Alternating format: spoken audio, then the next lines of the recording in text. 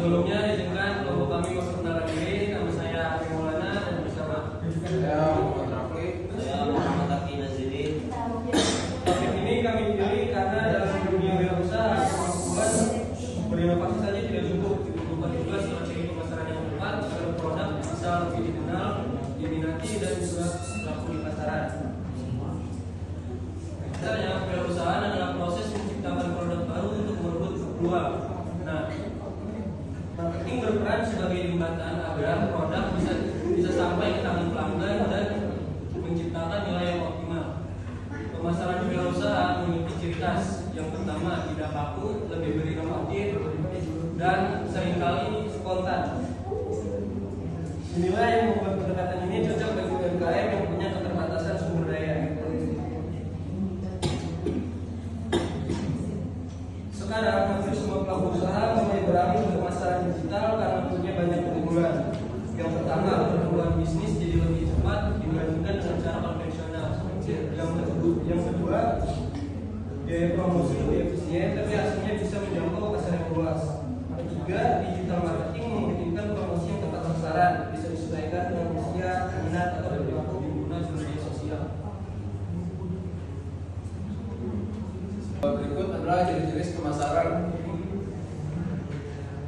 Ada video marketing, contohnya promosi lewat TikTok atau YouTube Shop.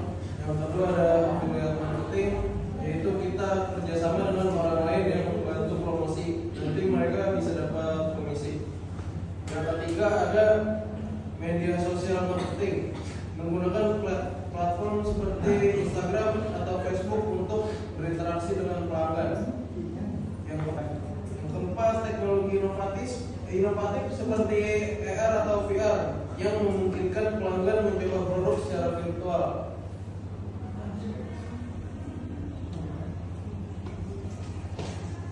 Strategi pemasaran kewirausahaan.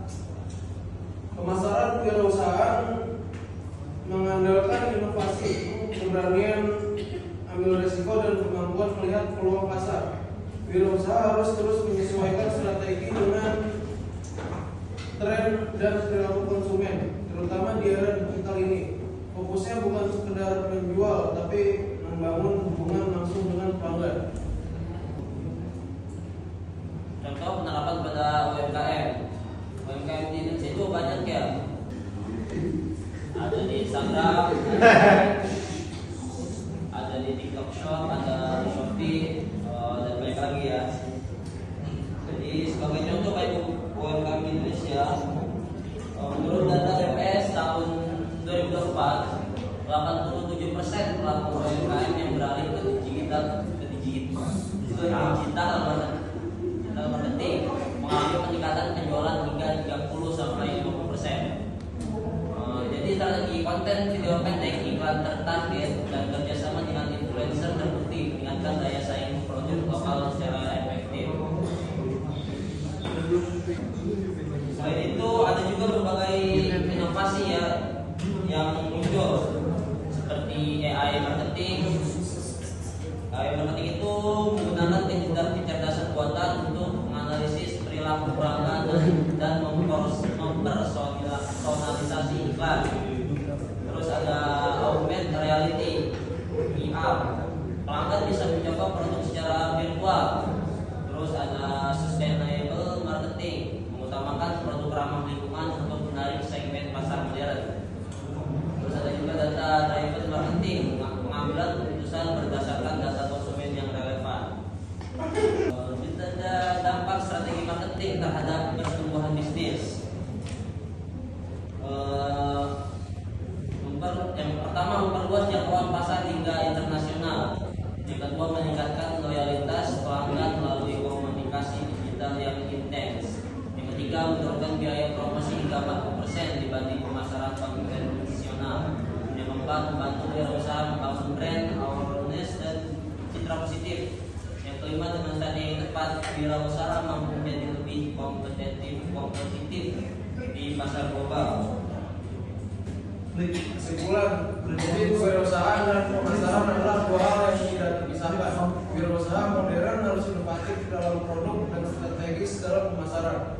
Kemampuan beradaptasi dengan perkembangan digital menjadi faktor utama untuk bertahan dan tumbuh di era ekonomi berbasis teknologi. Sekian presentasi dari kelompok kami. Kurang lebih mohon maaf. Assalamualaikum warahmatullahi wabarakatuh.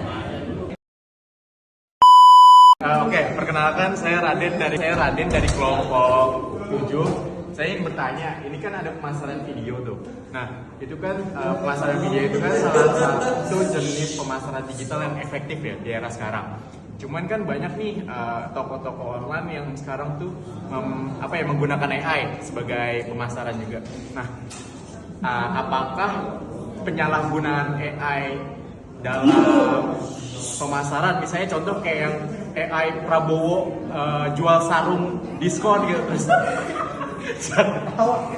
terus pemasaran kayak yang Prabowo jual sarung, jual spray gitu, pokoknya pakai cap orang lain lah gitu, bisa disebut masih efektif atau itu udah termasuk kejahatan?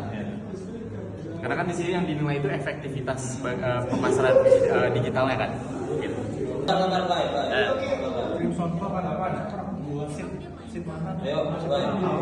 Ya, perkenalkan saya Bayu Primanggara dari kelompok 7. Saya mau nanya, dari keempat jenis pemasaran digital ini, mana sih yang menurut kalian ini lebih efektif untuk membangun brandingan UMKM? Terus juga yang paling bisa menarik pelanggan itu yang mana? Pertanyaan Bayu, yang paling tepat itu pemasaran media sosial, karena jenis yang paling efektif untuk branding UMKM dapat memanfaatkan platform seperti Facebook, Instagram, dan TikTok. Melalui media sosial, UMKM bisa membangun citra merah, menampilkan keunikan produk, berinteraksi secara real time dengan konsumen, serta memperluas jangkauan pasar tanpa biaya yang besar. Penyalahgunaan AI dalam pemasaran seperti video nyolong negara masih efektif atau termasuk kejahatan? Ya. Penyalahgunaan AI untuk membuat video nyolong atau manipulatif, apalagi yang melibatkan tokoh negara, termasuk pelanggaran etika dan bisa menjadi kejahatan digital. Walaupun mungkin viral dan menarik perhatian, cara seperti itu tidak etis dan berisiko hukum, karena termasuk penyebaran informasi palsu, hoax, dan penyamaran nama baik. Jadi AI sebaiknya digunakan untuk hal positif seperti menganalisis perilaku konsumen, membuat konten kreatif yang jujur, atau meningkatkan pengalaman pelanggan, bukan untuk memanipulasi ataupun menipu. Ya, izin bertanya, Rozak dari kelompok 9. Ini kan terkait pemasaran ya. Nah, kalian pasti sering lihat kan perbedaan pemasaran dari sistem online sama offline tuh. Ini langsung konteksnya tuh ke teknologi deh, elektronik gitu. Nah, kadang gimana sih kalian sebagai penjual bisa merekomendasi pembeli gitu biar tahu nih kebutuhannya tuh apa gitu?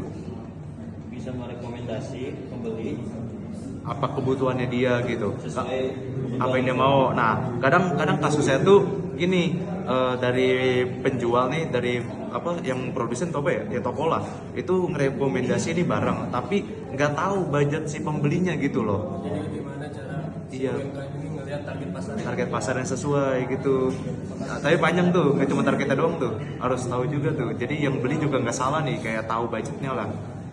Tiba-tiba dikasih yang harganya 8 juta gitu, jangan sampai misalnya, karena bisa budgetnya tuh 5 juta gitu, jangan sampai lebih. Contohnya begitu. Dah. Pertanyaan saudara Rojak, bagaimana penjual bisa merekomendasikan produk sesuai kebutuhan pelanggan, melihat peluang pasar agar tidak salah? Jadi yang pertama itu penjual bisa melakukannya dengan analisis pasar dan pengamatan tren konsumen. Caranya antara lain melihat produk apa yang sedang tren gitu di media sosial Kak. Nah, jadi kita harus misalkan lihat data sebelumnya nih, kita pakai yang misalkan yang paling sering dibeli itu produk yang misalkan kita jualan beras pandan wangi sama ketan hitam. Yang paling sering jual itu ketan hitam, mau bikin uli soalnya. Nah, itu berarti paling diminati.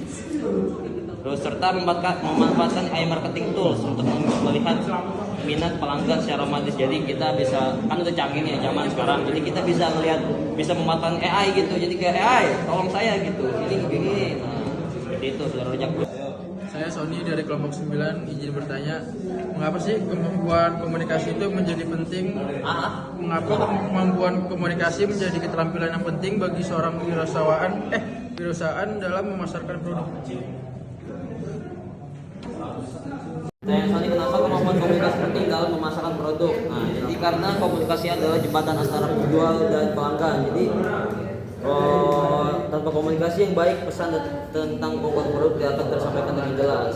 Nah, jadi kayak public speakingnya itu bagus gitu. Kalau misalkan pengen kayak bikin TikTok gitu, nah itu kita harus pintar ngomong, bukan pintar ngomong sih. Bawa dikit tipis-tipis boleh lah gitu, kayak nambah-nambahin. Terus kemampuan komunikasi membantu meyakinkan pelanggan, bangun kepercayaan, menangani keluhan dengan sopan dan menjaga hubungan jangka panjang. Nah, jadi intinya produk bagus saja tidak cukup. Cara kita berkomunikasi menentukan apakah orang mau membeli atau tidak. Jelas, Saudara Sandi? Terima kasih. Perkenalkan, nama saya Pujang Febriansyah dari kelompok 11. Ingin bertanya, adakah contoh nyata dari seseorang wirausahawan yang berhasil karena menerapkan konsep marketing yang inovasi? Izin jawab pertanyaan Saudara Ijal. Mungkin contoh nyata seorang yang berhasil karena menerapkan konsep marketing yang berinovasi. Ada ya Ijal itu. Contohnya kayak Jerome Pauline dari merek kopi Menantel. Jerome menggunakan strategi marketing digital inovatif, video kreatif di medsos dan kolaborasi dengan influencer. Hasilnya Menantel cepat dikenal anak muda dan masyarakat besar di berbagai kota. Nah, contoh lainnya UMKM lokal seperti Scarlett Whitening. Nah, ini skincare tuh juga berhasil karena menerapkan marketing berbasis influencer, data konsumen dan data konten kreatif. Cukup jelas? Terima kasih, Saudara Abijal.